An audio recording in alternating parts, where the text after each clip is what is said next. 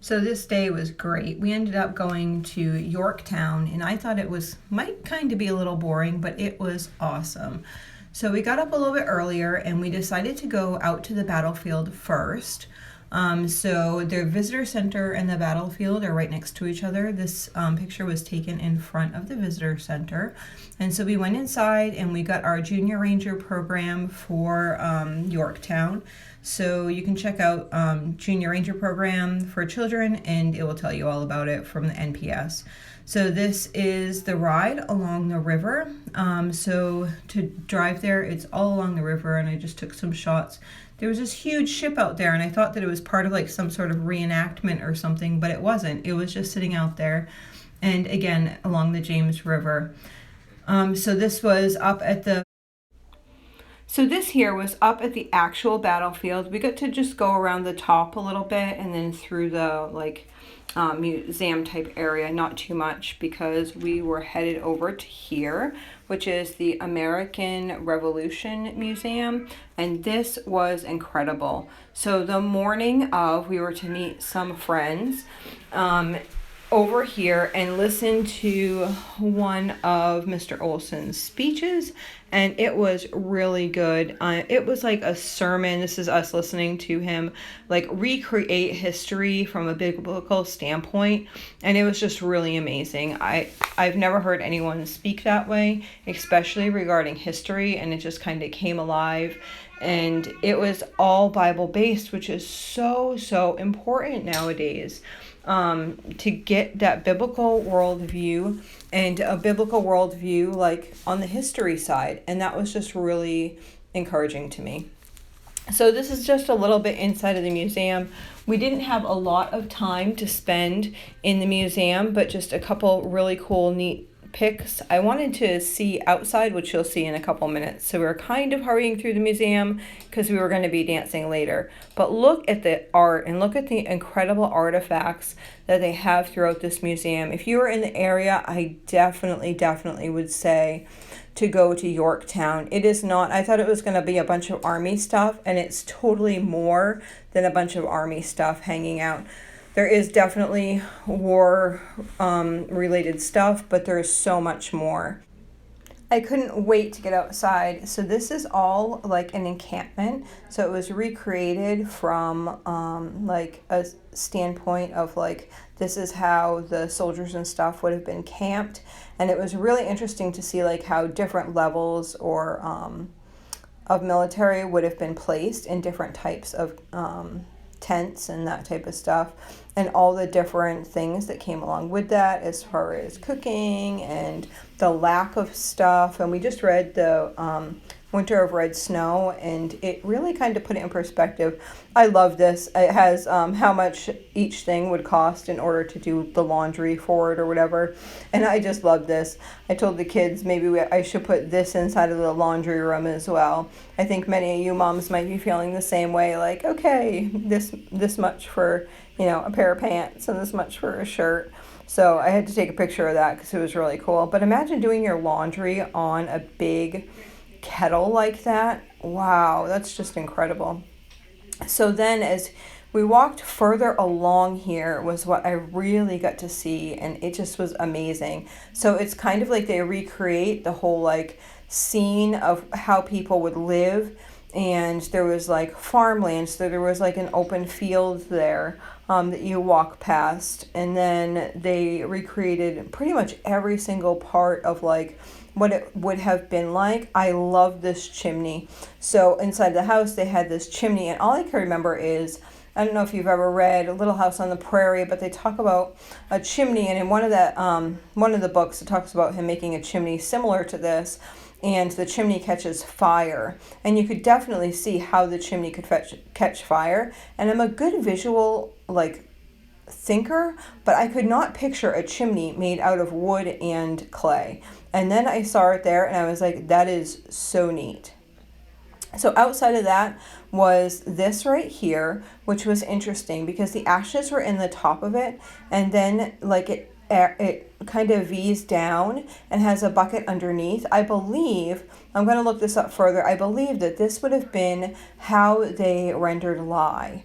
because there's ashes all in the top of this, and then underneath there's like a little spigot, and then there was a bucket under the spigot. So they probably poured water over, and then out came the lye. This was inside of that cabin that I just took a picture of, the chimney, and this was supposed to be like a regular home. So she was talking about different foods they ate and how they preserve things. So this was a little bit cabinet, and this is where they put their foods. So it wasn't anything fancy. It wouldn't have preserved anything, but it would have kept the flies off, and that's how they did that. Inside there was also the bedroom, and this was the bedroom space. There was also a loft, which I did not get a picture of, but so you can just really get an eyesore for what that exactly was in there. It was really cool. Oh my goodness, the garden. I am so in love with this garden. If you see this here, I am going to try to recreate this for my house. I loved the way that this was set up. I love the center path. There was just such a simple beauty to it. I was like, I don't know if it's because it was winter at home and this was just like spring had sprung here already, but it was just incredible to me. I loved that the fence is solid all the way around so no animals can get in.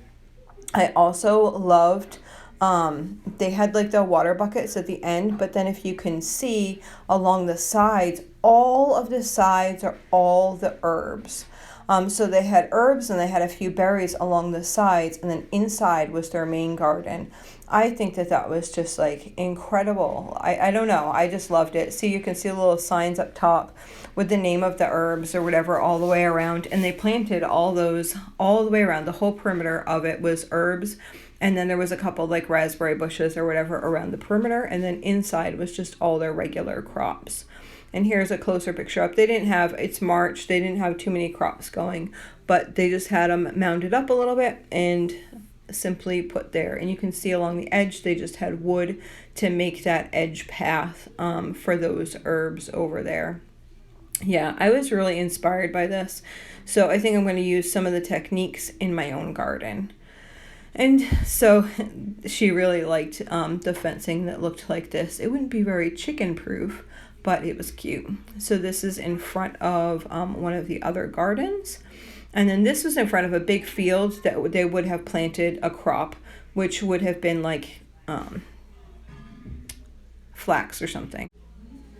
This gentleman was incredible. He showed us inside of this barn. And then he also went over to show us exactly how they made flax.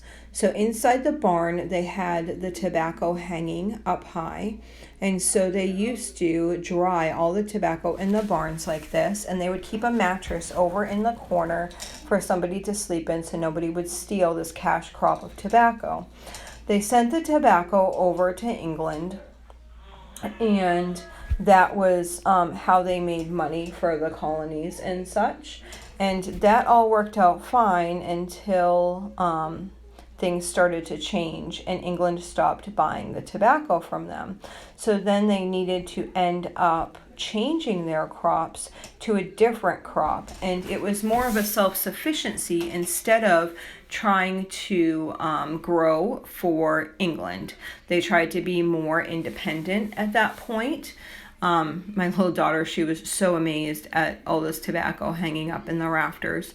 So she was just like enthralled with it all. But he took the time to just tell us this whole story, why there was a mattress on the floor in the corner. And then he also told us this is what they did. They shoved it all into barrels like this and kept pressing it down, and that's how it got shipped. So then they changed over to a crop that was more sustainable for them, and they made flax together. So he invited my children to go and make flax with him. And I don't know if you saw that little short, but I had a little short of my daughter making flax with him, and they would have grown, instead of the tobacco, flax for their own clothing. If you don't know, flax is linen. So this field here would have originally been tobacco and now flax. So just showing other areas that they had fenced off for different animals and such. And here's another view of that flax garden that was tobacco before. And then we're just walking through the village. It was all paved like this. It was really an enjoyable trip, and I would definitely do it again.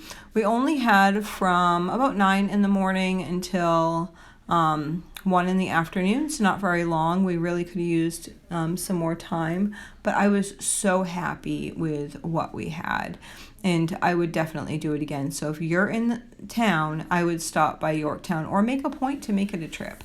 All right, hope you guys all enjoyed. Bye.